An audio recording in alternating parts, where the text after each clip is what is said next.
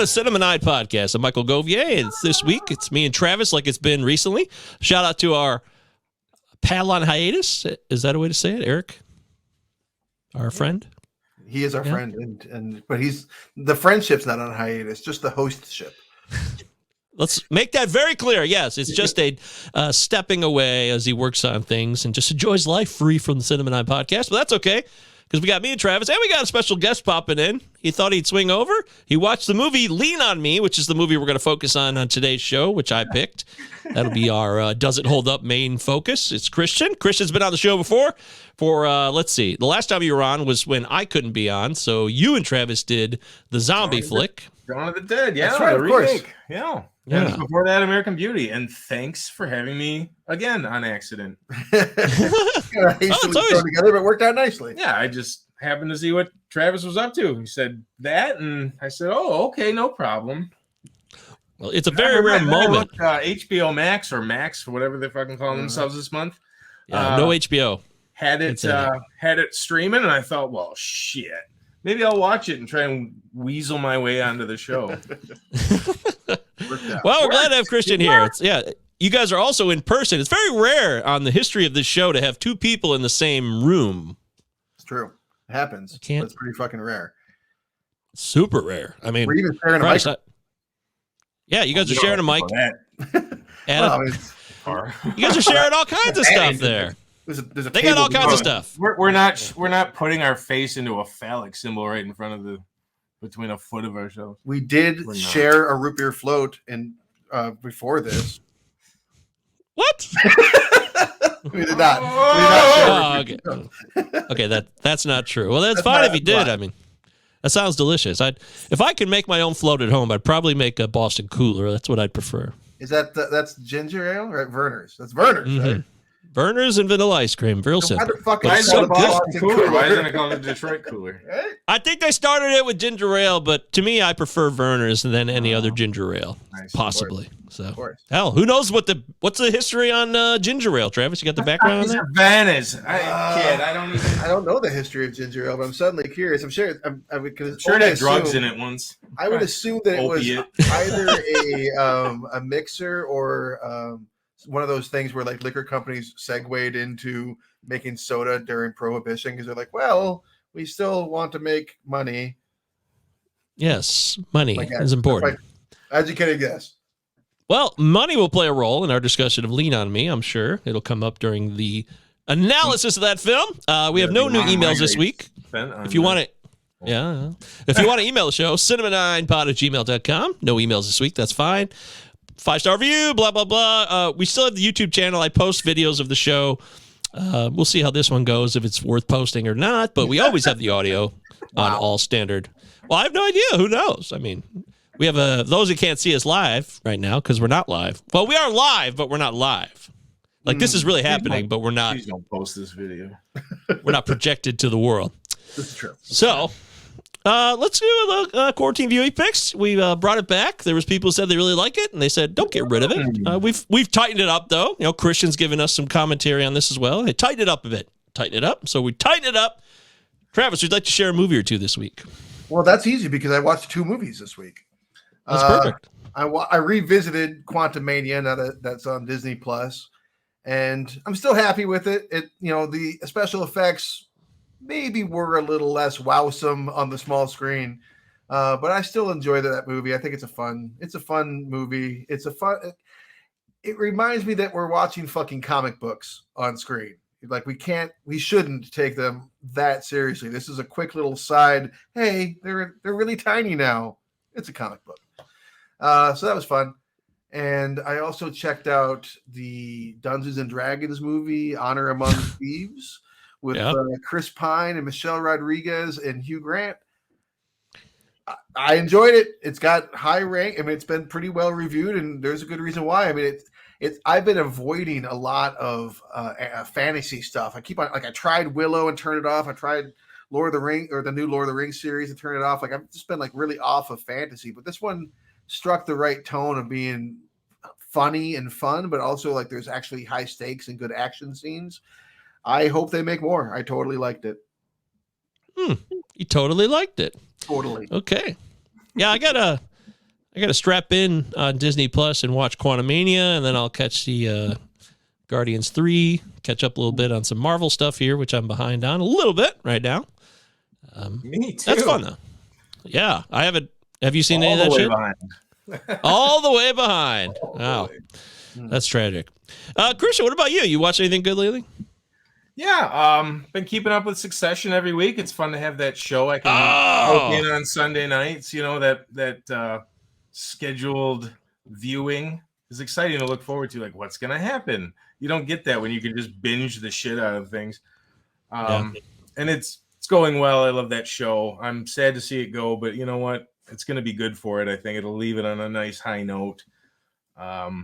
Anyway, I won't get too into spoilers on that. What else? Yeah, I've seen the first 3 seasons. I got to see season 4, which I will watch eventually. I also, it's along the same lines as Travis's complaints about a show like Billions, right, Travis? You say like, I don't give a fuck about rich people, shows about rich people. That's one of the things we talked about with royalty, like the British royalty stuff. We've mentioned the Queen. We did the Queen. That was something you brought up as well, right?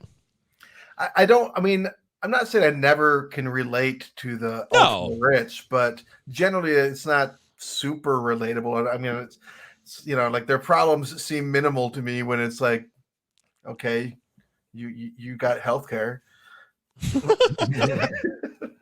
Succession's a kind of a satire of the Fox News organization. I will watch it. I will watch it. Yeah, and I can't wait till you do. And we can talk about it, and I'll have forgotten, and hopefully I can revisit it. I think when when Guile was on last week, I didn't realize it was what's his name, the same dude from Veep. I'm like, okay, there's probably a lot more. Will comedy. Ferrell and Adam McKay produced the show. I didn't know that either. There's probably a lot more comedy and satire than I realized. I always thought it looked really ponderous and like Billions and just like dark and brooding. It can be, but I think it means to be and kind of make fun of itself that way. Because they start, Mike, have you noticed they use the word "yeah" a lot more, or has that been a trend that I just lost sight of because you're a little further behind? Yeah. Have you noticed? Maybe not. Maybe it's just me. Yeah. That's exactly how it goes. Yeah. A lot of yeah. The question. Yeah. Like agree with me. Yeah, I think Greg would do that. I could see cousin Greg doing that a lot. Yeah. Well, they all do. I don't know if it's a snowballing. Anyway, on to the next HBO Max, whatever the fuck show. Perry Mason just wrapped up the second season, I think. That's a really good show. Yeah. Check it out.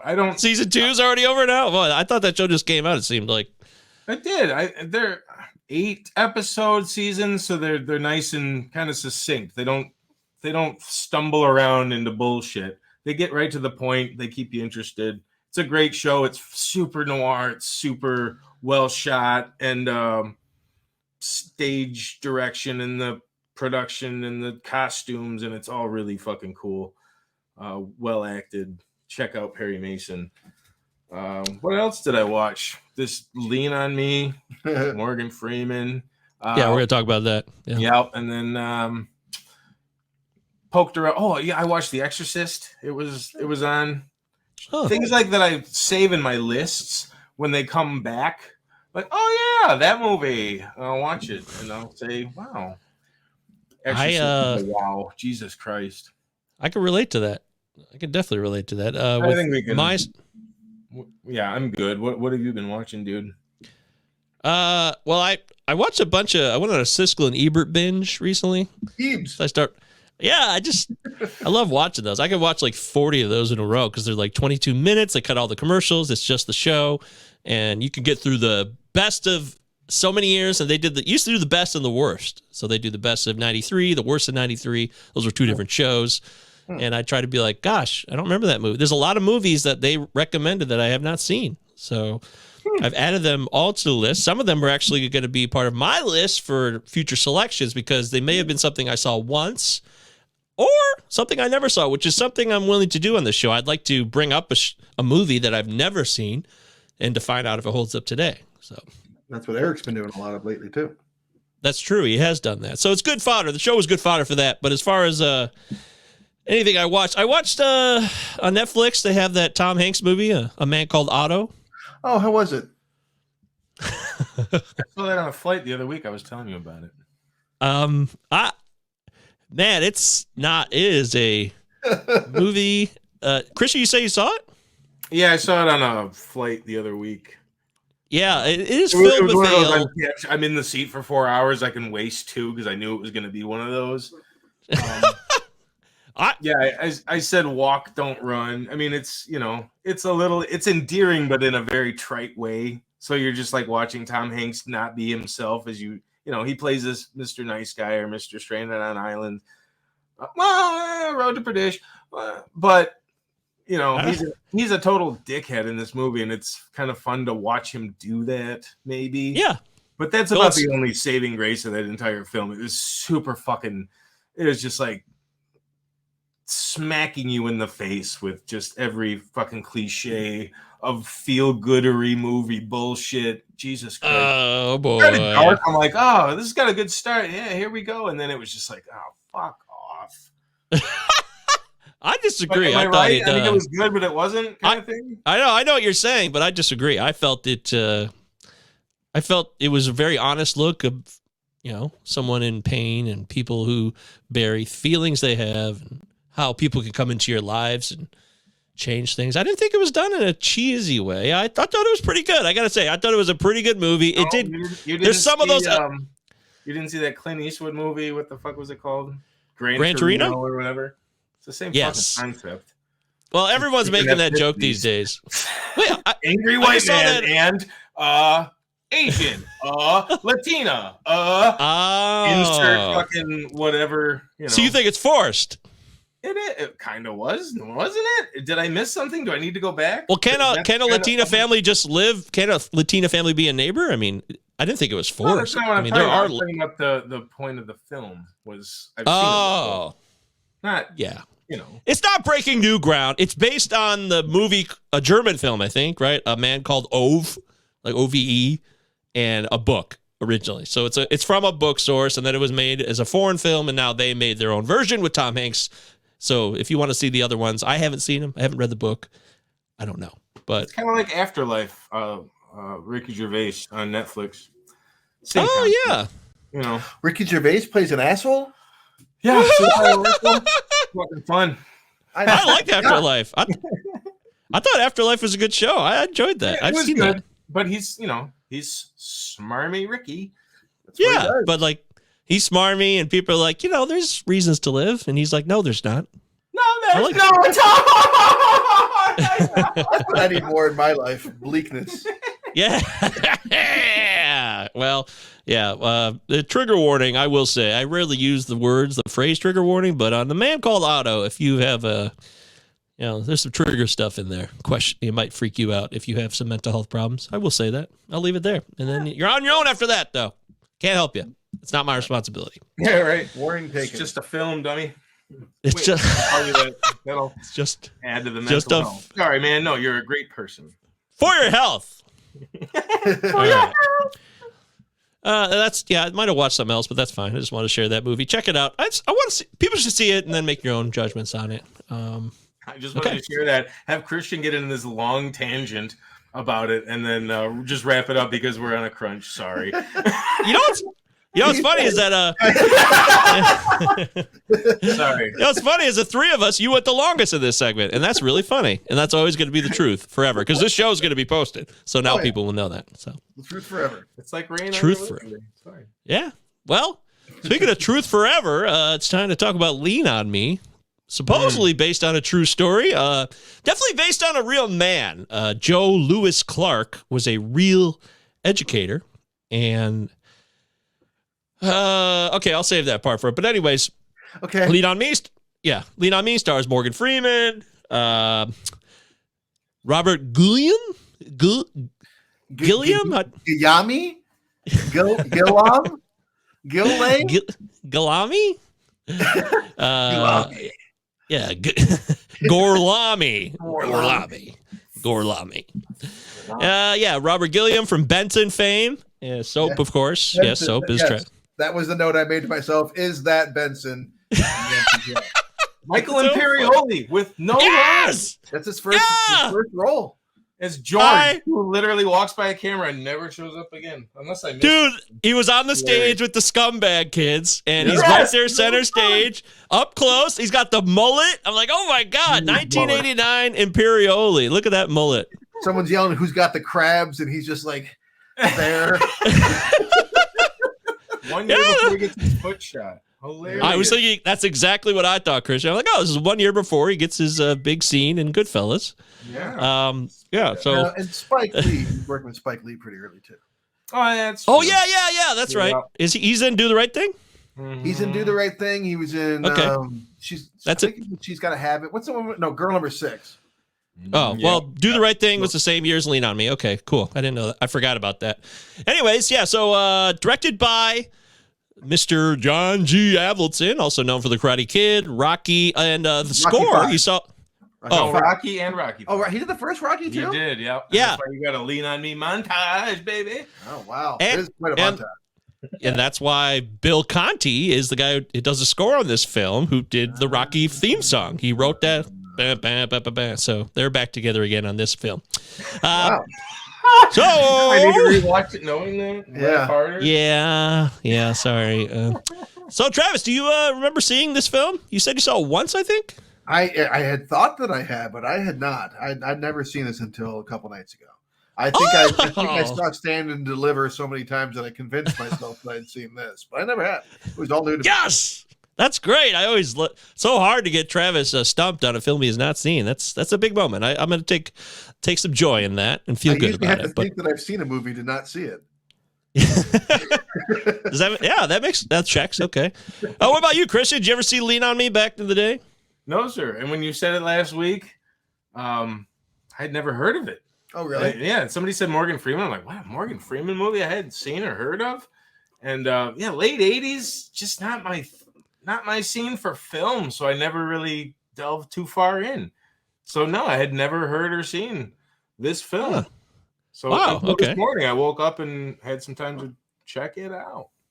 Nice and fresh brained, ready to go. You know, this is the same year as Glory that Freeman did as well. I mean, what a big year. Yeah. And also some other fucking movie called Street Smart with Christopher Reeve I never heard of, but Morgan Freeman was nominated for an Academy Award for it. Holy shit. I shit you not. That everything I just said was true. It was a very busy year for Morgan. Wow. Holy cow. Okay. Well, no idea. Yeah, I don't remember. I mean, Driving Miss Daisy, obviously, but right, nominated for, or maybe I got it backwards. You might have it. Maybe he was nominated for Driving Miss Daisy, and I misread it. Gotta be. This is a Wikipedia late night reading. I can't pretend I'm a biographer of Morgan Freeman's. Are you going to come back on the show next week? So wouldn't it be your corrections? It turns out that... Are you looking it up right now, Morgan? Or, I'm looking up the IMDb for him. Street Smart. I'll look it up. He played Street Smart. In Street Smart, he plays a character named... Did you look up the character's name on this, Travis? I read it, and it was funny, but I forgot. Yeah, Fast Black. Wow. Okay. Yeah. That's his character's name. No, never mind. There was a nomination on this movie. There was one Oscar nomination, and it was in 1988. It was the year before for Morgan Freeman, Best Supporting Actor. So 1988 Academy Awards, he was nominated for Fast Black and Street Smart. I can't believe it. And he was in Clean and Sober the next year, which I don't remember him in that at all. But the dude, he was really working that. Holy shit. Yeah. Right? He's grinding. Yeah, he was busy. But yeah, I got to tell you, Morgan Freeman, we all know the cliche about Freeman and the narration, and everyone tries to do the Morgan Freeman narration voice. But in this movie, Lean on Me, man, I love angry, fired up Morgan Freeman. I mean, he's in the zone in this movie. Say what you will about it, but he is so intense in this film, man. I love the intensity. Back up. When did you first see this film? Because yeah. Come on, because you're getting all excited about his. But when did you first come across Lean on Me? Because we've never heard of this. I bet it was on HBO when you were a kid. Yes, probably. Yeah, was it HBO then, or was it HBO Go, or now? No, it was just HBO on a cable channel, and there was no streaming, and the internet was brand new. So it was back in the 90s. Like I said, after school, I'd come home, and this is one of those movies that was just always on HBO for a stretch of time, and I must have seen it a dozen times, easy. But I had not seen it in forever. A movie.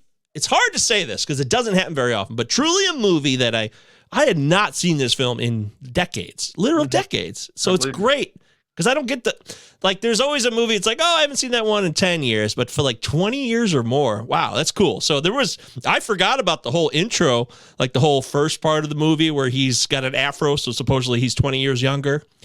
And wearing 60s clothing. Yes. And he literally jumps up to the table and sticks his butt in people's face. Yeah. Yeah. And the kids are so okay. So excited. Travis knows something about teaching. I know something about teaching.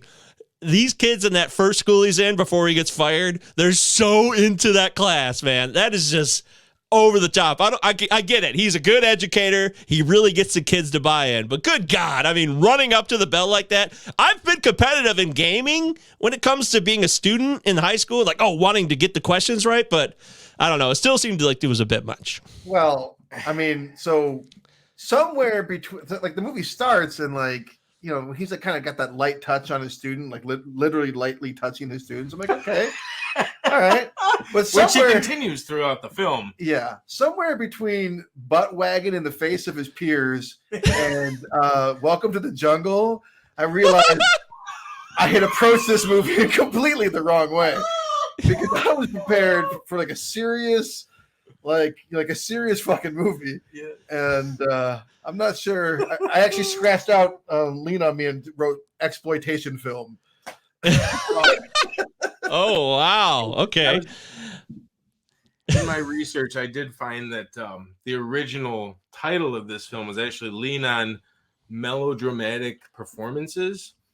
And I think all the letters fell off after me is all that happened. Wow. Okay, so there was a mistake in the credits. That makes sense. Okay, I could buy that. Well, we haven't gotten to the IMDb score though. You're right. Let's rate this movie. What was the rating on Lean on Me? 1989. What do you think? Anybody? Mike? Well, for me, I think it's like a solid film, probably, but it's not a mind blower. And I don't know how many people have actually seen it, so I'll say it's like a 6.4. I remember it being like the part of the reason I approached it so seriously because I remember back in the day people being like, "This is a really good film." I distinctly recall that, but over time, yeah, I'm thinking in the sixes. I'm thinking 6.2. I have no frame of reference, and I'm just going to throw out I'll do 6.8. Anyone take 6.8? You are 6.8. Actual retail price, 7.4. Wow. Okay. Not laughing sarcastically. That is high. It is high. Yeah, that's high. That's high, and it's a lower amount of ratings. It's 22,000, which is a little smaller, but it's got the green arrow, popularity rising within the top 4,000. It's gone up almost 1,000 movies recently. So somehow, some way, it's drawn some interest. It's streaming. Yeah, it's streaming now. And it's, what was it on HBO? Yeah, it was on Max. That's how I caught it, and I thought, well, shit. Yeah, so probably. I wasn't kidding. Yeah, I weaseled my way. I was like, I saw it. Now I got to talk. Yeah. I'm in Canada, so I was in Canada. I had to figure out a different way to find it, so I didn't. You gotta get yourself a VPN. I tried that, but yeah, you're right. I'll just leave it there.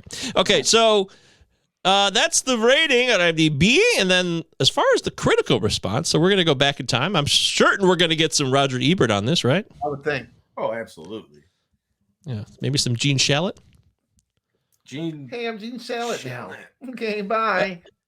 So we have a bigger discrepancy than per usual. 68 from the critics. 68. That's lower. It's still a fresh tomato, but that's like a D+. If we're doing the if we're doing school. Yeah, sorry. But you're here, but you're not performing. Tough. 85. Tough. Yeah. 85% for the audience, though. They love it. So, I mean, sure. This movie's fucking wild, dude. I mean, I cannot say that I'm not surprised that people love it. I've not seen a lot of movies like it. I mean, I will give it it's got a strong opening, you know, maybe not his part, but that Welcome to the Jungle part is just like, wow. That's all you can say. Look at how hard it is for all these light-skinned people. That's what's going on in that thing. Yeah, but it's also ridiculous. I don't know. I thought it was okay. I'll wait on that. Let me give you a couple reviews. So I was trying to. Yeah, it was more like a positive. Like, yeah, this could be exciting. But yeah, we could. No, I got it. Racial undertones, but it's not totally inaccurate either. This could be Detroit school. Well, no, it could be any school that was just left to rot. They're all over the urban plights of this entire country. But yeah, you're right about that. But Roger Ebert said way back in the day on this film, when he was in his prime with Gene Siskel, Lean on Me is not a documentary about the real Joe Clark. It is a fiction film about a character who is so troubled, obsessed, and angry that the film is never able to say quite what it thinks of him. After the movie, neither are we. Ebes. Yeah. It's not bad. I mean, there are definitely times I'm watching the movie. I'm like, how am I supposed to feel about this dude right now? What do you want me to feel right now? Like, he's all over the fucking place. The whole time I thought somebody wrote an R-rated version of this and a PG version of this, and they got dropped on the floor and they weren't stapled together and they kind of shuffled it together and fuck. And you had kind of like a half and half situation going on because he is kind of like he's super kind and he's super angry and it's hard. That's a pretty good. Yeah, that might have actually happened. This is probably the least rated film. It's definitely in the tie for the least because there's only 19 reviews total, only one page. So we're really limited here. How about Luke Thompson from not the New York Times, just the New Times. Okay. So who knows what that is? 2004. This is from 20 years ago. Is a baseball bat the best way to organize a school? In the movie, sure. Yeah, in real life, maybe not. Fucking children in a building. Yeah. We can do Jane Galbraith from Variety. That's a more reputable place, I suppose, for this type of thing. Sure. Avildsen's enthusiastic direction gives Lean on Me a heartwarming, feel-good tone that is accessible beyond the environs of its subject. I mean, it definitely had a after-school special feel to it.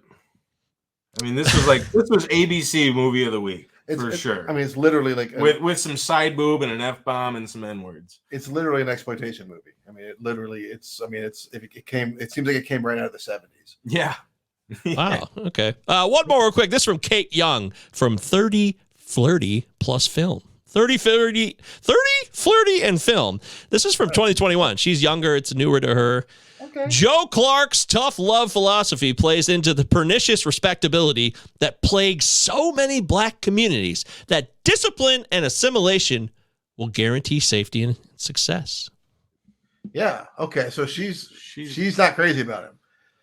Well, I think she's hitting, to me, one of the key hearts of this film, or the key focal points, is this, hey, because I thought about this a lot, because I really appreciate that a guy wants to make the school better. But at the same time, he gets called a fascist. Joe Clark gets called a fascist by someone, right? Great. Yeah. So there is a sense of like a fascist angle here of like, it's my way and this is what must be done to make you people better. And if you do this, you will succeed. But there's a lot of propaganda within that too, which goes back to what this woman said in her review about that discipline and assimilation will guarantee safety and success. That's not true. Exactly. Right. And like shaming people for being on welfare and that kind of stuff. But at the same time, there's also this moment where he freaks out on this teacher for teaching Mozart and like not the way, like she's like too curt and she's just like too flippant about it. So he loses his shit and fires her over like nothing. But then like it turns out that he's actually elevated the black teacher that actually can like help the students and can connect with the students. And like, so there's this method to Joe's madness, but also he's literally abusive towards Sam's. He didn't go in doing that, thinking that though, did he? I don't know. Because I think he just got pissed. She's gone, and then just by happenstance, because that's how the screenplay went. This lady at the piano said, got through to them. But no, he was just being egoist.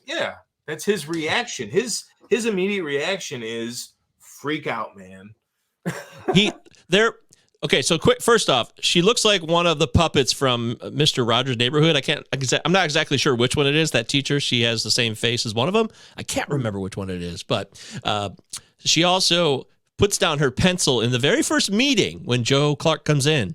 It says pencils up, and he's trying to set the tone with the teachers right away. She's the only one who, and he notices that. So they're setting it up too, not so subtly, but kind of subtly. It's not like they shoved it in your face on that shot, but he knows that she's already like not down with his style, and she never comes back either, which is, Mr. Darnell gets to come back, right? He's pissed, and Darnell literally flips the man's desk over and gives him a reason to fire him, and he doesn't.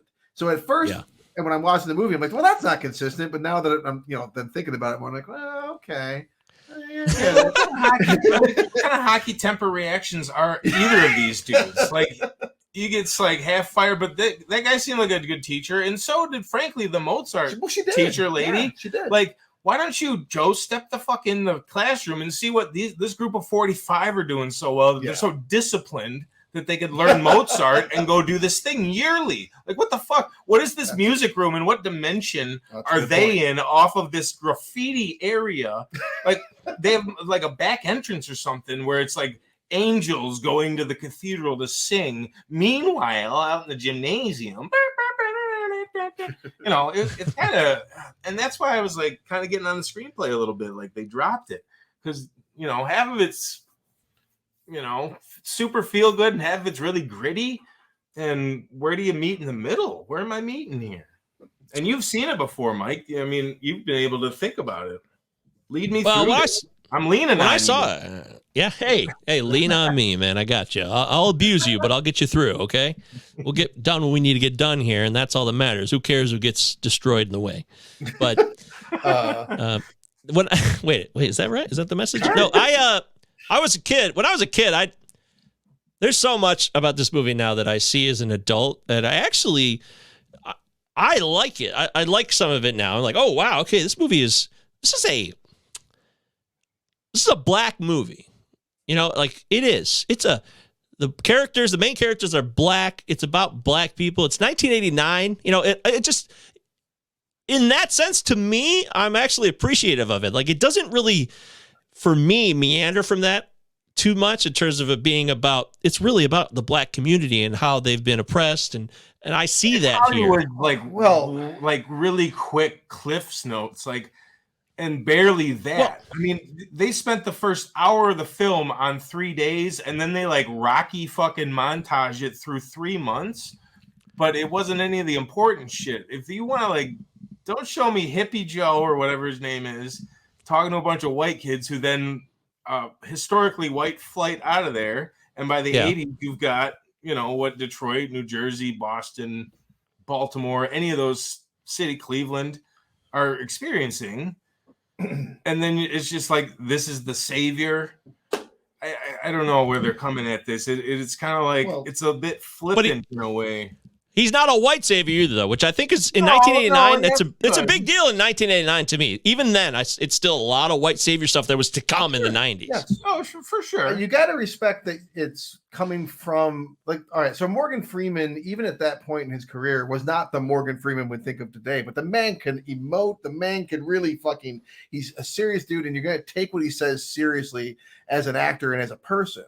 But at the same time, we are 3 white dudes talking about this movie. There was 3 white dudes behind this movie. The writer, director, and producer were all 3 different white dudes. And I think that is worth acknowledging. Yeah. Okay. I want to hit more on that because you said it. To you, this is a blaxploitation film in a way. Well, but I don't know that it's a blaxploitation film, but it's certainly an exploitation film. It's kind of a caricature of the late 80s of that stereotype almost. It's not the principal with Jim Belushi or Tom Berenger or what. There was a substitute. There was those other movies that came out after this, or I think they came out after this one. I think they did. Yeah, they were after this. And they were just like, we're just gonna fuck people up, and it's like an action picture, really. Walking tall in a high school. Yes, exactly. Yeah, but the real Joe Clark. I wanted to bring this up. Did you look this up? Chris? Did you guys? Because I wanted to look it up. No, I figured that you were bringing it. I figured you'd have stuff to say, so I didn't bother. Yeah. So what happened in the movie totally didn't happen. By the way, this. Yeah. They didn't let all that graffiti go that long. I don't know about that. I'm just saying, but about this skills test and how it all was a big victory at the end. That is not what happened.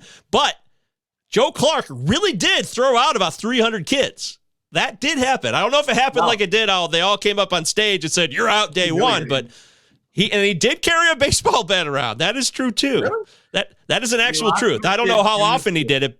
But he did do that. Yeah. Okay. So those are two facts I can guarantee. And then the other one. What about the fire hazard? Yeah, that's the one I couldn't confirm. I feel like that was also created to get him in jail and then create this big ending. So I'm not.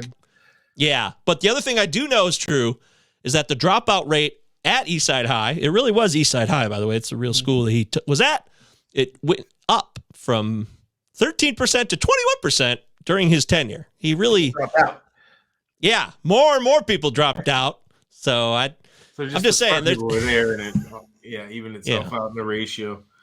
It just seemed, people were pissed about his weight, the man he is. I really feel like Morgan Freeman got to know because he was called Crazy Joe Clark, and he might have been I don't have any video of him that I've seen him going around being but I got a feeling that Morgan Freeman took a cue from him. Did you guys catch that the school has 300 fucking teachers? I know, dude. That was I'm like, dude, I've never been in a school that big ever. That's insane. How many fucking students are there then? I like 300 teachers. The only time they mentioned a number of students was the remainder after the 300 got kicked out, that there were still 2,700. But 300 teachers, 2,700 students. Doesn't make sense. 9 students? 9 students per class? Like I said, they dropped the screenplays on the floor and they got mixed up. You got two different sides going on. No, okay, so some of this stuff is true, some of it's not. But I love. I really was. It was the late 80s. You can't get him in jail for touching women that are. That's just. You could remake that nowadays and just have him brush her shoulder and he's in jail and then the movie's over. What do you love, Mike? Instead of. The movie's over. I really loved I thought Morgan Freeman was incredible in this film. Say what you will about it. I don't know if I loved it or not in terms of the movie, but I just thought this was a powerhouse performance. I mean, he had my attention. I really was on bended knee waiting to hear what he would say next. I was really revered. You talk about how he abused the kid Sam's, took him up to the rooftop. Oh, yeah. And hey, go ahead, jump, kill yourself, Sam's. Essentially, that's what he did. He says, literally told him to kill himself. Yeah. Humiliates him in front of the whole school calls him slovenly, and points out how he looks. Yep. Yeah. It's horrendous. He absolutely does that. But in that scene in particular, I thought it was a pretty powerful scene. Before anything else happens, when they're up on that rooftop and he's talking, "You smoke crack, don't you? Well, don't you?" And he's really in his face about it and trying to get him to look at him in the eyes. And that actually, he wasn't with anyone else. That was a private moment between the two of them. And I thought he was really trying to, in the way he shows after the discussion or the yelling, the rage he showed to Sam's in that scene is, he's really oh God, this sucks. I don't want to be like this, but I guess I am. And Morgan Freeman emoted that so well. I just thought he was incredible. I thought this was an Oscar-worthy performance. I really did. I think it's definitely it's one of those situations where they're presenting, you can question the methods, but you can't question the results kind of thing. It's I'm sure people said the same thing about Mussolini, but I feel like this definitely comes across as a performance that is coming from an actor who has been in the background for a long time and is finally been given a starring role, because while this was a busy year for him, it was the only performance of the year that he was the star of the show.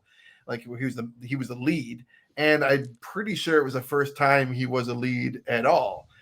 And the movie comes across like he was pretty much given carte blanche, hey, go fucking ape shit.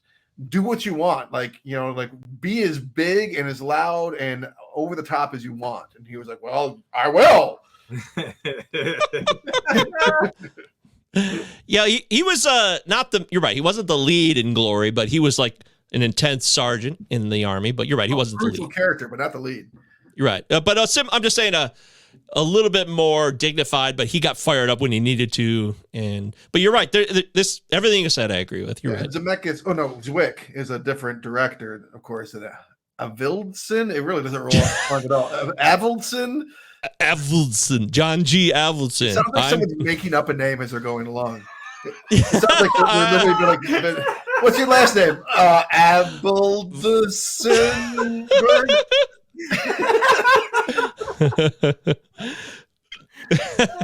That's good. Yeah. But show's over. Costanza my way out. All right, leave it a good Go on top. What about you, Kristen? Did you think it was a powerful performance, or did you think it was over the top? Compared to the rest, it was better than them. I mean, he's powerful in his voice, what he's saying. It isn't delivered poorly by Morgan. It's delivered poorly by everyone around him, I think. And it's cheesy in spots, like when him and his buddy are in that courtroom or whatever, screaming at each other, and then like the one hops over on his ass cheek over the bar. And he's like, all right, so we're going to get dinner or what? And then I thought that was funny. Yeah, I mean, it's supposed to be there but it just takes you out of the moment. It wasn't, that guy kind of sucked. It's got that, like I said, it's got that 80s hokey feel to me. And I don't know if that's because it's looking back, but it's just, it's got what's funny is I thought the whole time, I'm like, Jesus Christ, this feels like a Rocky film. And then I look at the dude at the end, I was like, oh my fucking God, it's a Rocky director. Because it's got that montage in the middle, like I said, that covers like 3 months and 30 seconds, but they focused on like 3 days really intensely for some reason, kind of set everything up. I don't know. It's just a poorly done screenplay, if you ask me. And Morgan did what he could with it. Delivered his lines well.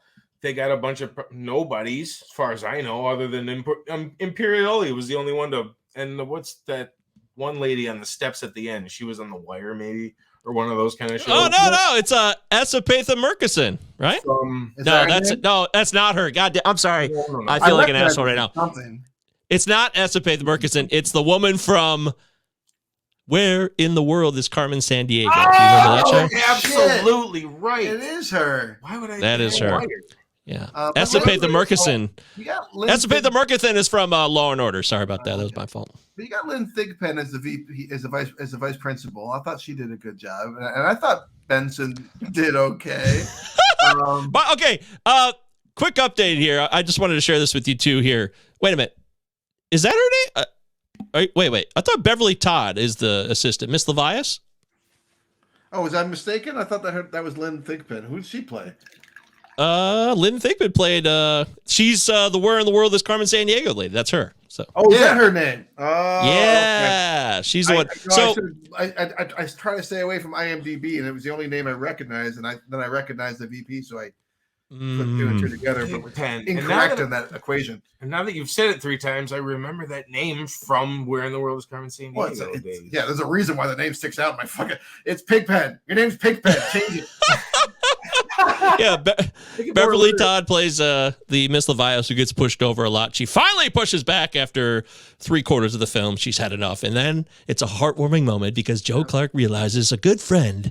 This is the second good friend to have a talking. I mean, how many times does Joe Clark have to have a good friend give him a talking to about being just reasonable? But I want you guys to know. We find out halfway through the film has left him, and we're like, well, yeah, duh. Yeah. Oh, okay. All right. Wait. Why don't we give me the father story on this one instead of the wife? Dude, I gotta say, man, Robert Gilliam, when he dresses down Joe Clark when he comes into that courthouse, just the two of them, awesome. I love that scene. Yeah, when he says he's the guy, he's in charge. He gives Joe Clark shit. I was like, fuck yeah. It was just, and then he's like, let's go get something to eat. Yeah, I was like, okay, I'll backtrack on that a touch. I'll give you that one. That was a good scene. That's like, if they're friends, yeah, all right, you get shit, you got to take it. Let's go get something to eat. But you're so big Joe on Clark. discipline. Listen to me. That's a great point. Yes, exactly. And by the way, that was the real superintendent's name, Dr. Napier. That's a real name. And so was Rosenberg, oddly enough, that lawyer. That was his real name. I don't know. It's weird which the racist lawyer who's also like on their side. Yeah, like he's like that terrible. Like, I thought you people like to be in chains. Like, what are you, dude? What the fuck? Yeah, like, what do you mean? Oh yeah. Yeah, I mean, this guy, he's Jew, so like he thought it was cool. I don't know. That was really odd. That was a very dated like attempt to whatever that guy was trying to do. It didn't work. Yeah. But Just that was it dated. Joe Clark was out promoting this film. This is a fact. He was out promoting Lean on Me, and for a school assembly, somebody hired some strippers at Eastside High School for a school assembly while he was gone, and he got suspended because of that. This is real. These dancers were ripped down to their G-strings on stage at Eastside High while he was out promoting Leon on Me and got suspended. And that's basically how his tenure ended. For real. So, that doesn't really work for this movie. Sorry, Joe, you're fired. You got strippers into the building. For promoting the movie about yourself and what a success you are. When you were not even nearly as successful in real life as the movie purports you to be. So, yeah, the movie starts with this is a real story. I'm like, yeah, show his fucking dragnet.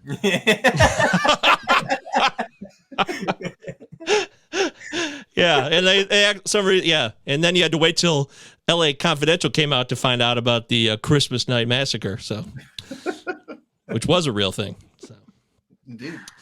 But like this, when you know that, and then you watch, if you learn more facts like that, you kind of feel like, boy, it's a bit of a Joe Clark vanity project, maybe. Ego is kind of out of control, maybe here. I mean, he's obviously he was truly a diverse or a divisive, intense character. People were pissed. In fact, you look at Lynn Thigpen's performance, she had, she wasn't like totally off her rocker, but going back. Fire hazard. Yeah. And the way he just kicked kids out, like, this is one of the true life criticisms about Joe Clark, is that if these had been white kids that he kicked out, would people have allowed it? I read an article about this before we went on the show, like, because they were poor black kids who were quote unquote hoodlums and he threw them out, people didn't make as big as fuss, or like it was allowed to happen. It was a really interesting debate about that. Well, didn't he get grabbed from another school? And like, show me that movie. How was he there? Well, was he always like that? We see it. He's like exuberant in before, but like there's that middle part where they just pick up. Well, we see him at the school that Ben Gilliam, whatever the fuck his name is, Benson. I'm just going to keep calling him Benson. Yeah, Dr. Napier. When Dr. Napier and the school lawyer go to get him at the elementary school or whatever it is, that he's like a principal. So he comes across as like, no, he's just very tame then. Yeah, because it's late stage Joe Clark. He's not tame though. Right. Well, that's what I'm saying. Like when he first got to that school, he was screaming at those 6-year-olds and throwing them against the wall. And now they're in line. So and now they're 3 months in. This is post montage. Why did he leave such a cush job? What's he doing going back to the nitty? Well, did you watch his speech? Graffiti off the walls and get the plants back.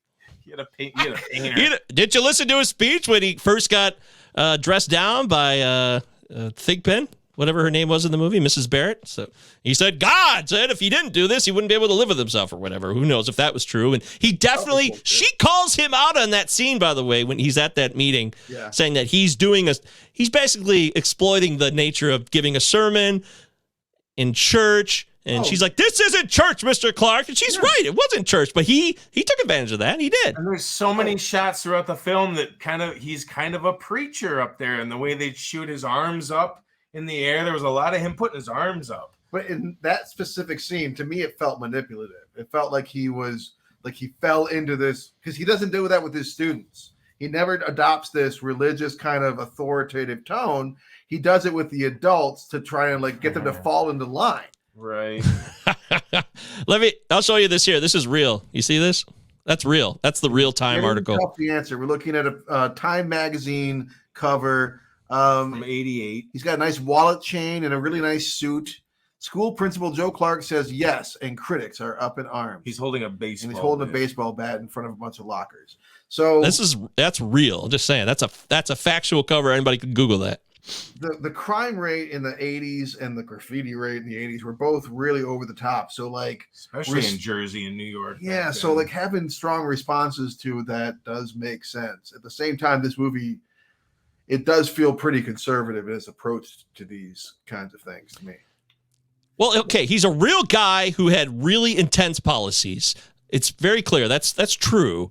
But it's written, produced, and directed, like you said, by 3 white guys. So where is the line or the reality here? Because this is, to me, at least, I see this movie as about a divisiveness within the black community about, yes, all this terrible shit has been done to us for hundreds of years, and we've tried to come out of this slavery. I mean, we were subjugated and put behind in this country, but what's the best way forward? And, you know, I felt that there was this it could have been more analyzed possibly or dove into in this film, and it really wasn't. It was kind of like hinted about that other people had opinions about, hey, well, we should just try to do the best we can, and, you know, Joe Clark doesn't take no shit, and he's like, kids, this is the best way forward. Follow the law, listen to the law, blah, blah, blah. And it feels like we didn't get enough of that.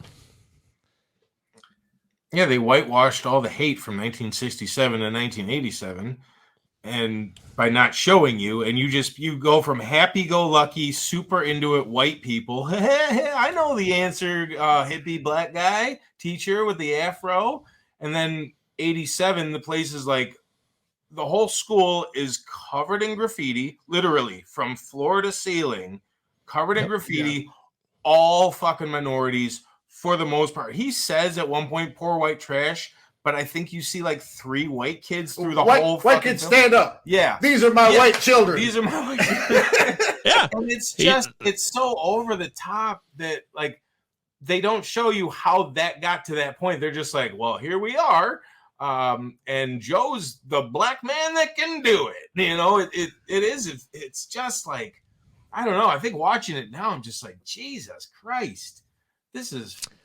I'm surprised it's getting an uptick, if I'm honest, in the the audience ratings.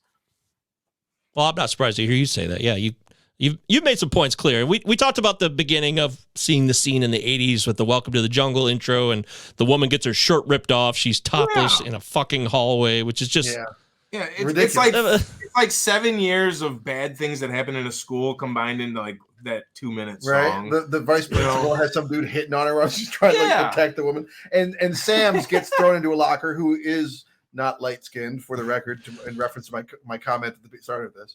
Go ahead. Yes. Well, can you say that again? Can you clarify that? Because I forgot. Well, I made a comment at the start of the episode that like everyone in that sequence who's under attack, they're all light skinned individuals, and they are, except for Sam, who's thrown into a locker. And they get That's a great point. Also, I want to give credit to I thought that was a nice kind of intro. They took their time on that with the written and directed, and then the credits they're pulling away from Sam's in the locker. Like that was like 45 seconds almost of just slowly pulling back. I thought that was cool. I want to give a little credit there. Welcome to the Jungle in that year, that would have been an expensive get. Yeah, that was huge. New. Huge. I mean, they were worldwide super studs at that point. Yeah, that was a huge single. Yeah, so they basically blew their load on that and Lean on Me and had no money left in the soundtrack. They blew the load on the song and then like skimped out. Yeah, did you say the writers?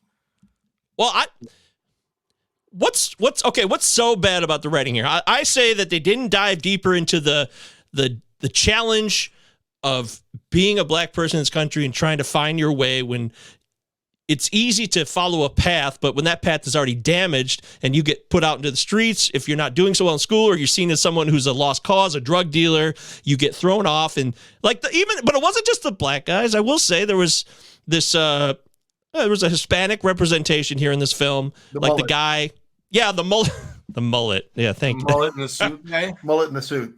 Yeah, he's like, oh, you look good. You're in a suit. I'm going to get the fuck out of here. Yeah, you'll be dead in a year, son. You'll be dead in a year. I thought that was it. I like that scene. I didn't see it as melodrama so much. I really didn't. I'm getting the vibe over there. I know what you're saying, Christian. I'm not so it's like sure you rolled if a Travis is screenplay down a hill and watched it grow into this fucking avalanche. It's like, do you see it as melodrama, Travis? it's so spastic. So to me, well, that's kind of what I mean when I say that it to me feels like an exploitation film, and that a lot of it does feel melodramatic, but only in the sense that like we're getting such broad strokes of almost everyone. We don't really get a lot of like Joe Clark. We're so removed from him. Yeah. We get no moments alone with him. We don't really get his motivations. We're just like distantly observing him the whole time and trying to judge him as he goes from moments that are seemingly preposterous and alarming and concerning, and like this man belongs in jail, to being like, oh, I'm moved by the fact that all these students want him out of jail. Exactly right. So it's the tone is frankly all fucking over the place, but I don't know how much of that is the writing and how much of that is Avildendence or the performance. I mean, it's almost like I said, he's shot 2 films here, like angry Freeman and like motivational Freeman. It's bizarre. Well, that's why I think it's an incredible performance. But you're also right. I think you're kind of right, Christian. Yeah, there is.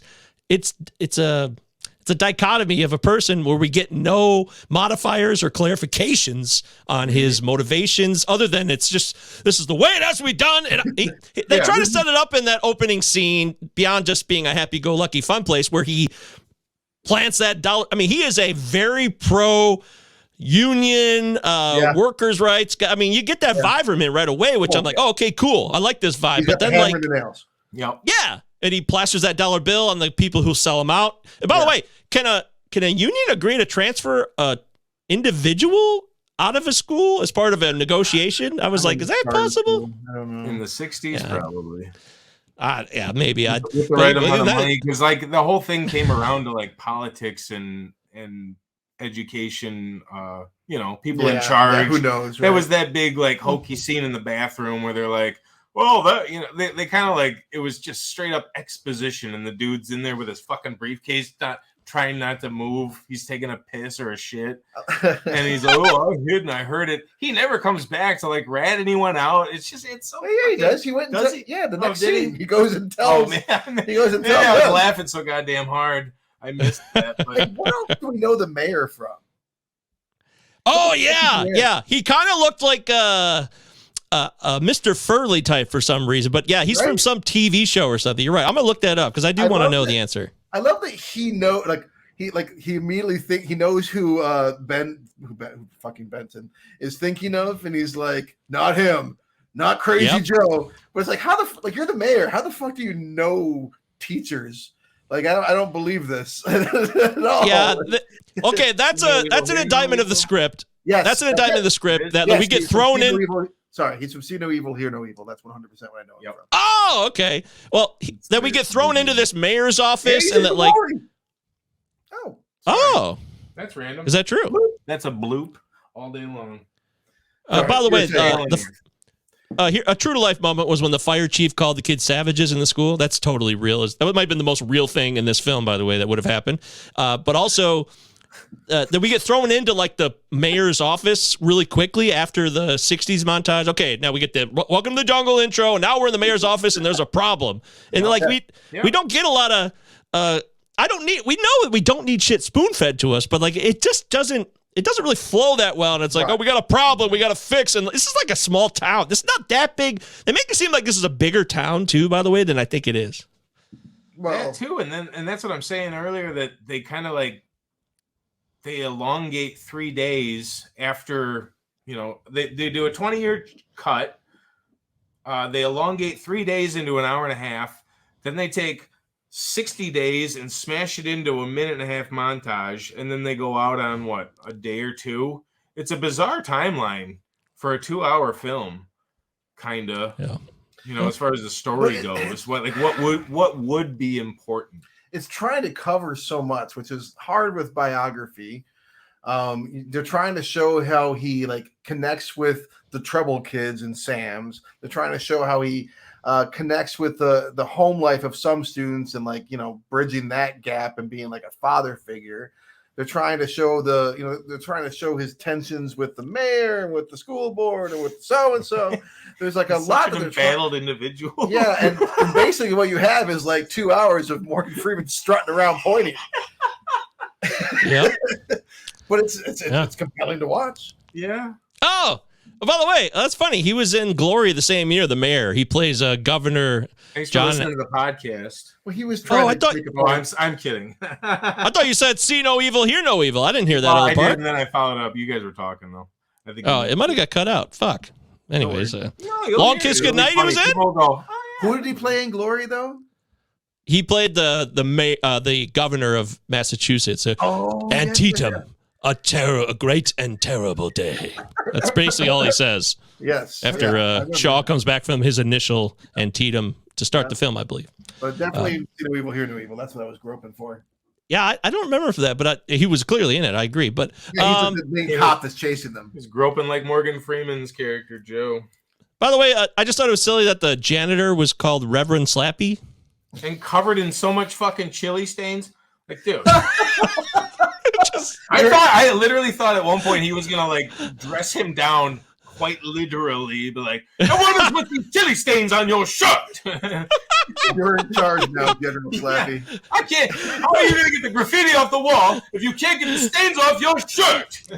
Actually, that's Academy Award worthy. Is Morgan Freeman keeping a straight face while he says Reverend Slappy in a deadpan, angry voice? That's pretty good. Yeah. Oh, dude, we haven't mentioned Tony Todd. Oh, yeah, Tony Todd. That's Tony right. Todd is looming silently. Speaks twice, I think. He is an excellent security. I mean, he just does what Joe tells him. He's a very good boy. Good man. Good job, buddy. Keep it up. And he multiplies to like 17 by the end, aren't there on stage? Oh, yeah. I noticed that. Something.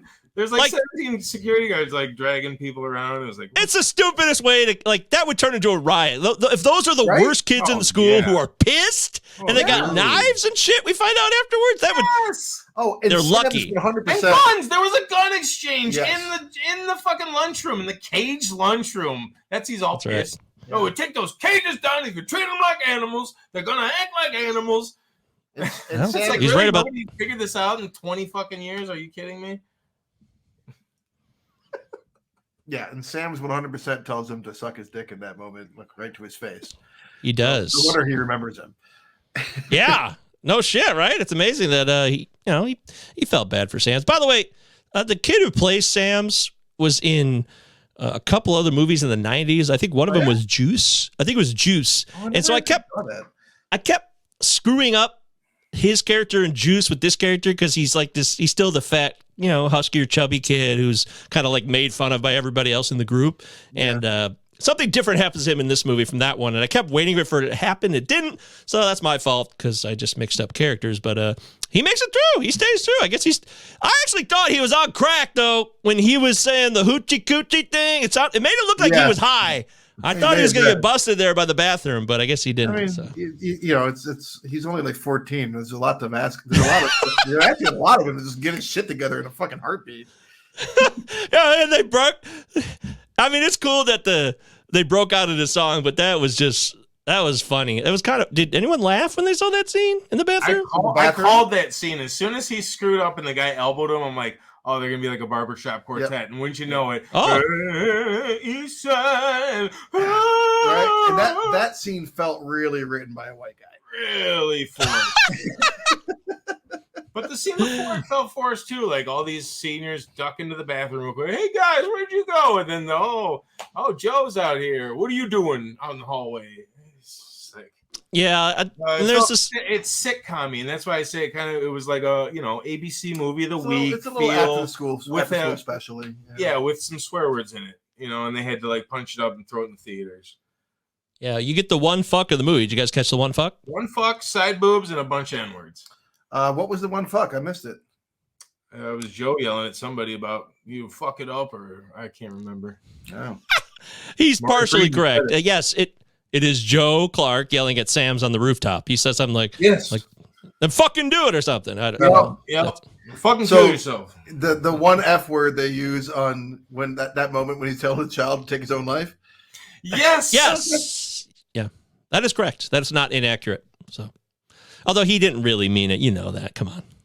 Is there anything we left out here? I feel like I will reiterate that I felt something when the students are all like come to get him.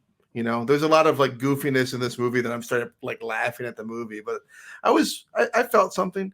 And also, "Stay Black and Die" is a pretty great fucking line. Yes. Yeah, I wrote that down. I'm going to get that as a drop for sure for Is It Safe? Because I'm like, I just want to play that because I'll do nothing but stay black and die.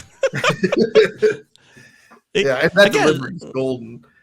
It is. Yeah. That, again, for me, that's what just like keeps the movie entertaining for me, really, is whether you...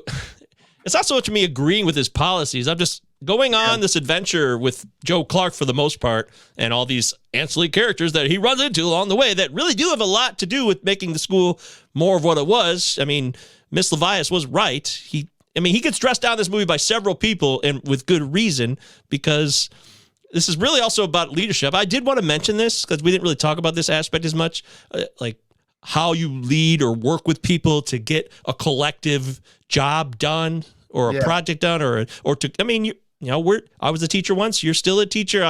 You work together with everybody to, improve a curriculum, professional development, all this stuff. It's not just done by one person.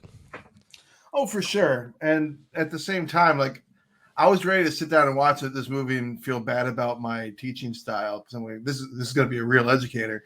And then like, I'm like, well, maybe I don't yell that much compared to this. Yeah, but he went from like being kind of exceptional and exciting to just angry, right? Like the beginning, he's an inspirational kind of tone, and he wants to teach him, but for a different reason. A big smile on his face, and then the rest of the movie, he's just this angry asshole, and we don't get why. Just because he got booted out because of some funding issue. I mean, that kind of happened. It comes off as ego. Yeah. So he has this chip on his shoulder when he goes back to the school because, like I said, we don't get much of the in-between, how he's spent, whatever, Arlie Ermeying 6-year-olds. Well, to me, it goes to the point of the myth of America, really, which is like, one person makes it happen. I did it all by myself. I made, Bill Gates made it happen. Jeff Bezos, all these people, they did it all by themselves. It's just the biggest lie that was ever told. Individualistic bullshit. You're 100% right. Yep. So that's really what I just thought about when I saw that. And maybe he recognized that. Maybe that was Joe Clark's way of recognizing it when he would say, or just shut up, not say nothing, or just actually say thank you to that secret friend. But yeah, anything else? I mean, there's not much of a score here either. Bill Conti wrote a score. Was there a score here? I didn't hardly hear it.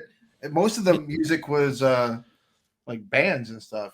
Yeah, it was like pop music. Right. Yeah. So you're right. I don't know where Bill Conti played into it here, but whatever. Maybe he conducted the Welcome school, to the jungle. The school fight song. Oh yeah, probably the barbershop quartet in the bathroom.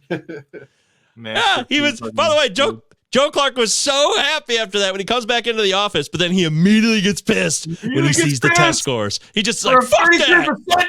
You got me on this for 33%. Well, you should have worked harder, dummy, because that was literally fucking 60 days. You blew. By the way, who was the most ineffectual person in this film? Was it the big, tall, other assistant vice principal, Mr. O'Malley, or the one that comes in at one point? It's like, I can wait. Or that dude.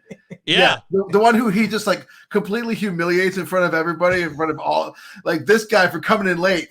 Fuck this guy. This guy's why the whole school's failing. Yes, I respect you. Yep, that guy. So that's the guy. Working. I looked up at the clock. Holy shit, that's happened. He tells him to stop talking and sit down. Better than picking up a piece of paper. Jesus. You can make up for it by starting a peer tutoring program. Okay, sorry. Oh man, the guy's attitude was shit. So I wouldn't have respected him either. No. I'm surprised that the kids respected him at all, because he's just that hard. Oh, that's bullshit, like, man. See, yourself, dude. I don't think we talked about this enough, Frank. I think this is the last thing we should talk about is the student buy-in to his ways. Yes, he shows like a lot of individual kindnesses a lot during the movie, actually. Like they're just real brief. Yeah. Like, But they all fuck up. Like the one gets pregnant. Way to go. Not that he gave I mean, that's a fuck up. I mean, it happens. Yeah, at 16, it's kind of a fuck up or whatever. Well, it's disappointing, but like that's not so much what I'm talking about here. I'm talking about like how they, by the end of the movie, it feels like it's maybe it's forced that the students are like that they would show up for supporting him, and I did like that scene too. I did find it to be a bit moving as well, Travis. But how they get there through his methods, would it? Yeah. Like they think he's a dick. They think he's a fucking dick.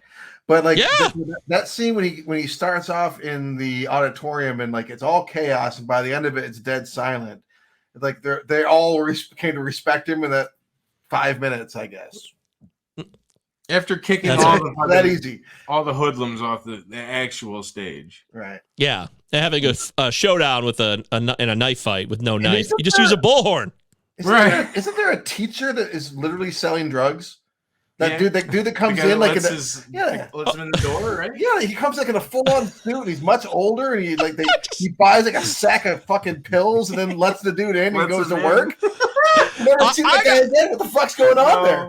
It was I thought that was bizarre. I didn't think it was a teacher. I just thought it was a businessman. I thought it was but like a suit-wearing drug dealer with a suitcase full of drugs that he sells to the middleman. He is the middleman. That's the late 80s white guy version of like a drug dealer. A successful drug dealer is a black guy in a suit and then just gets let into it's so fucking dumb. Having taken a bunch of classes that study like the entirety of the 60s, the 70s, the 80s into Detroit, into what we have today, this movie is fucking ludicrous, dude. In its entirety. Its screenplay is fucking dumb. It's got a great little message, but like I said, you just swap out the minority and you've got a fucking feel-good story here. That it took place in I don't know. It reminds me of Blindside without Sandra Bullock, Like it's the savior, but he happened to be black, which is actually pretty woke for the late 80s. I will give him that, but I'm very confused looking at it now, like how they approached the rest of it. That's what's problematic to me. Morgan Freeman's character isn't so bad to me as like everything happening around him, and his reaction to a lot of stuff is also problematic. But it's preposterous is the only word I can come up with. A lot of it, Ponderous, man, fucking ponderous. Ponderous, but like I said, it's like it's like a concentration of all the fucking worst stereotypes you can get in a school, in a minority, in a race, in a fucking gender, and you smash it into 2 hours, and you have a guy yell at it, and that's what you got here, and a terrible song that I fucking hate. So it holds up. Oh, yeah. So you're saying it holds up? Okay, good. I mean, are we not there? Do we have? Yeah, we're there. No, yeah. Go ahead. Say the words. Go ahead. Come on. Say the words. I don't want to tip my hand. Why don't you guys lead me through it? You've pretty much made your point. I mean, what I just said, this wouldn't hold up today. If you made this, they would laugh you right out of a theater. They'd be like I said, it's like The Blind Side with not Sandra Bullock. And Blind Side was cringe, dude. I think it got way more praise than it ever should. I don't know why people aren't giving them shit today. Because if we're canceling all these people today for fucking bullshit, why don't we turn back just 10 years to The Blind Side, which is an insanely fucking like white savior film. It's insane. And this kind of has that kind of feeling, but they happen to have Morgan Freeman available in the 19 projects he did that year. Well, the only thing I'll say is, first off, Sandra Bullock is in it. America loves Sandra Bullock, and she won a fucking Academy Award for that, by the way, which is ridiculous. Did she really? Yep. Yes. Holy fuck! She won best. I did not know that. Flat out best actress of the year. Dude, that's even worse. That's embarrassing. That's fucked up. But the only other thing I'll say is that it was a true white savior story. Like he did live with that Like, so it's not, that part wasn't made up is all I'll say. But that movie, you're right. I'm with you on that movie overall. But back to Lean on Me. But it sounds like Lean on Me was a lot made up though. So. Oh, more made up. Yeah, I would say Lean on Me was probably way more made up than The Blind Side. So I feel like the original would have been just fine. It's like a Spike Lee joint. Like this is just over the top, late 80s madness, just the way it was shot and edited. Well, you brought this one to us, Mike. What do you think? Well, Christian has to say the words. He hasn't said it. Yeah, he did, didn't he? Oh, I thought I said it. Does not. If you were to make this film, it does not hold up. Like you can't. Okay, there you go. There's a sure. No, does not hold Finally. up. All right. Yes. Hey. This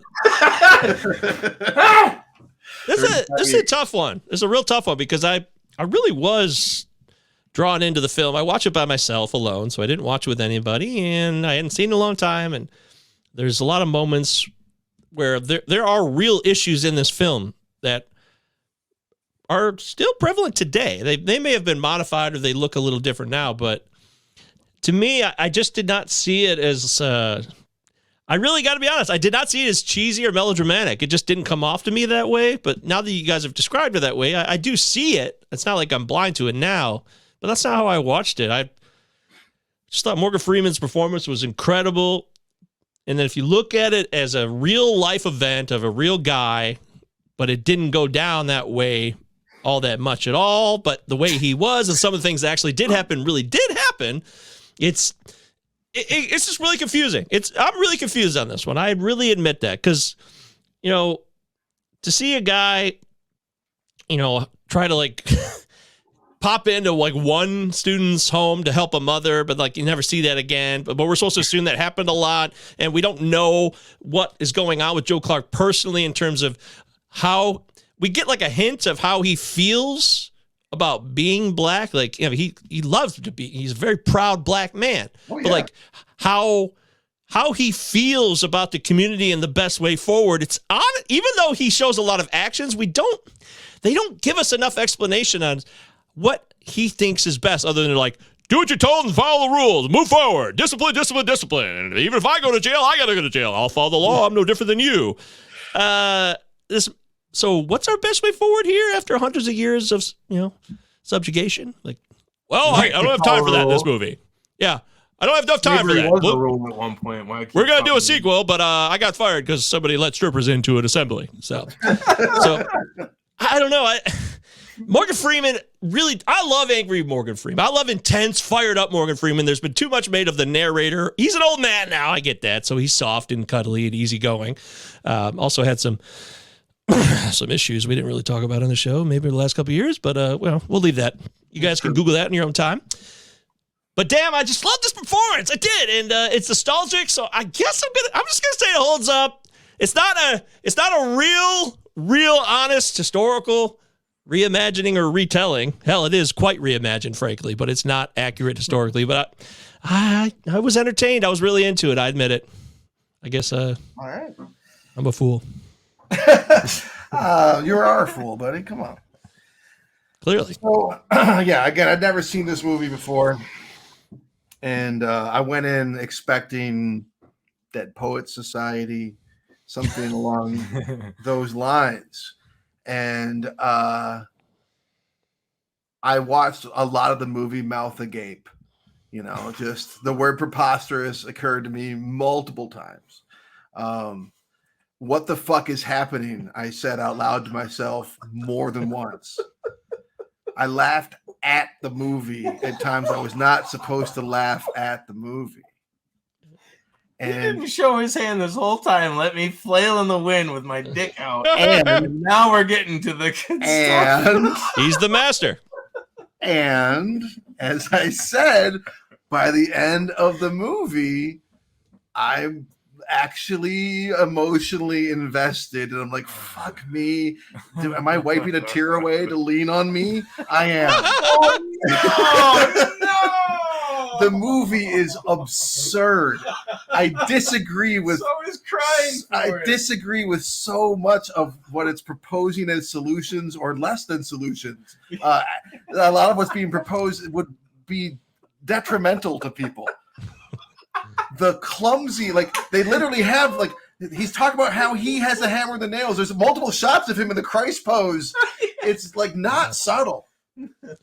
But was I entertained? Would I tell someone to watch this movie who's never seen it before? I fucking would. I'm gonna give it. It holds up. That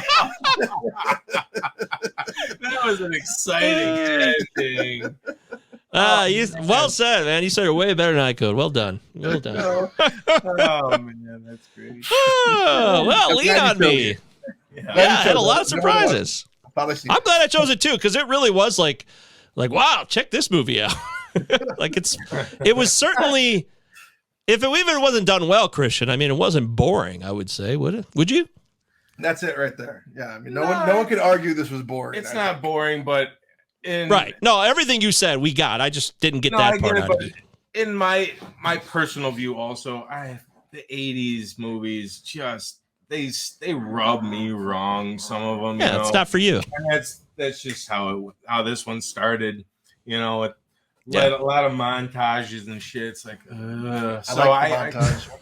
I kind of went in with a little bit of attitude, and that was apparent here today. But you know, I get what you guys are saying too, but it's laughable put together. Oh yeah, yeah. There's a lot. He already said his mouth was agape, but yeah. And we also didn't mention that horny teenager kid. That kid was real life. I mean, there is horny teenage kids like that, or just that one who's always cracking jokes about and wanting to grab on everybody, or I don't know, like make jokes about being 69ing. That kid was real. That kid lives out there. Yes, I agree. Yes, he was very believable as the horny teenager. Yes. All right. That's Lean on Me. Thank you so much. Cinema9pod. Cinema9pod@gmail.com. Christian joined us. That was a lot of fun. Hey, thanks, guys. I'm sorry to embarrass you. Oh, we had a lot of laughs on this episode. Next week, go back to the top of the board. Eric is not returning yet, so I don't know when he's going to be back. Well, he said he originally told us that maybe he'd get out or he'd get back with us at the end of May when school was getting out, but I think he needs a little more time. So he's gonna figure it out first. Yeah, first week of June, and then he's wind down a week. Yeah, I actually get until July. I actually podcasted with him this week because I recorded an episode with him for 93, 94, my other podcast. I know. Ooh, I wonder what album it was. Oh, bye. He did Weezer. Yeah, Blue album. Oh shit! Yeah, he's the one who got that. He's the one. I held on to it. I held on to it for him. Oh, that should have been. Oh, you did. Yeah. So hell yeah. So look forward to that, but also he said that we'll be seeing him relatively soon. It sounded like not next week though, which makes me next in line again to pick the movie for next week. And I thought to myself, well, we've never done a Robert Altman movie. He's an important director that I'd like to bring on on board. Take a look at one of his films, and there's a few of his movies that I've seen a lot more than others. One in particular because of when it came out, which is, of course, 1992's The Player. Yes! Oh, my God. That's so funny. I kid you not. Yeah. I wrote this down last night. That I just added to my list last night. That's so because funny. I was watching Siskel and Ebert's Best of 92. Oh, okay. And full circle. Nice. And The Player was on that episode. It was like top 5 for them. And I've always heard about it. And they were talking about what a great satire it was. And I'm like, dude, I want to watch this movie. I love satire. And I like some Robert Altman. I love Tim Robbins. So. Oh, man. I think it will pair with Swimming with Sharks, I imagine. If you wanted to. This is great. But so The Player. I don't know if I've been this excited to watch a movie from someone else in a while. This is great. I'm very excited. I'm excited too. All right, cool. So that's on Max, wherever the fuck that is. Check it out. And come see us next week. We'll talk The Player. Right after Deadliest Catch. Bye-bye. Bye-bye. Bye. If you don't wash that stain off your shirt...